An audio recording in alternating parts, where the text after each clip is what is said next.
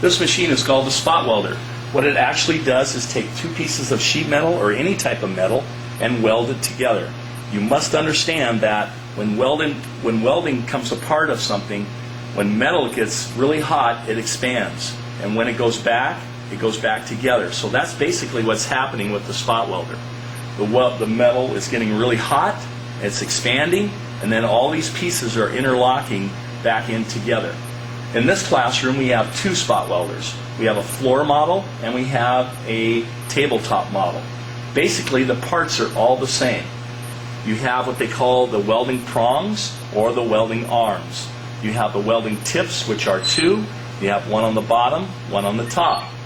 Then you go back here and you have a handle which controls the throat, up and down like that. You have a trigger that goes either direction, which is located just below the handle. Then you have a housing, which really houses about 2 miles of copper wiring, which conducts all of this energy from a 220 outlet, which is connected by the cord right here, which goes into the wall. Now this is 220 volts, not 110. And if you can see these little prongs on here, they change. They're different than a 110. They're both slanted. So understand that when you put this into the wall, you have 220 volts that are running into the machine. How do you spot weld? Okay, there are certain things or certain safety rules that you need to keep in mind. Number one, you need to have your safety goggles on. Number two, if you're using small pieces of material, you should have a pair of pliers. If you're using a bigger area, then you really don't need to have a pair of pliers because all that's going to happen is get in your way. The third thing that you have to remember is that the welding tip, please do not weld these tips together. So you should not hit the trigger when the welding tips are together. Only that there is a piece of metal in between them. And the fourth thing is that whenever you start your welding, you may want to practice a little bit before you actually plug it in and do it. Okay, so let's weld two pieces of sheet metal together. What we may do is take these two pieces of sheet metal, and because this sheet metal has galvanized on it, sometimes they don't always weld together. So you may have to take some sandpaper and sand them apart just so that they stick together. But basically, what if you're going to do is you're going to pull it apart like this, set the weld on it like this, okay? And what I'm doing right now is just practicing, showing the actual practice, and you go 1001, 1002, and 1003. Okay, so that's basically what you're going to do for practice. If you feel confident about doing it, so now you take it and plug it into the wall. You set this up here, okay, and you set it down like this, and then you're going to hit the trigger.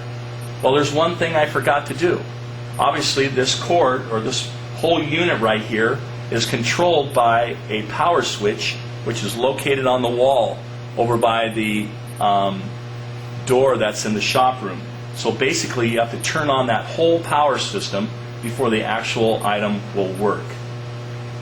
Okay? All right? There's a start and stop button right over there on the wall that will control it. All right. So basically, now that the power's been turned on and we have it plugged in, we can sit here and do this, and you get a little bit of a hum sound. And I know that's kind of a hard thing to see, but you're going to see things like that. It's going to get real hot, and that's basically what you're going to do to spot weld. Now the spot weld, as you can see, is right there. Here is the biggest fault of most kids. Most kids take their hands and put it really close to this. When you understand something, heat expands, and it's going to run down the sheet metal very quickly. So you have to understand that you can't grab the area around the area in which has been spot welded. It's not a very good idea to take it over to the sink and cool it off either, because what happens is that the heat will run up the sheet metal pretty fast. So just naturally let it cool. It doesn't take very long for it to cool. If you want to spot weld again, all you can do is take another piece of sheet metal and you could weld it across like this. Okay? And again, you put it on there and you turn it like this. Okay? And you can see that. Now, you saw a lot of sparks that time. The sparks will not hurt you. Okay? All it is galvanized coming off. So basically, this is what you're getting two pieces of sheet metal that are going together like this, okay? And basically they're not going to be burnt, but I mean basically they're being welded together, and you can see on both sides. Now how do you fix that?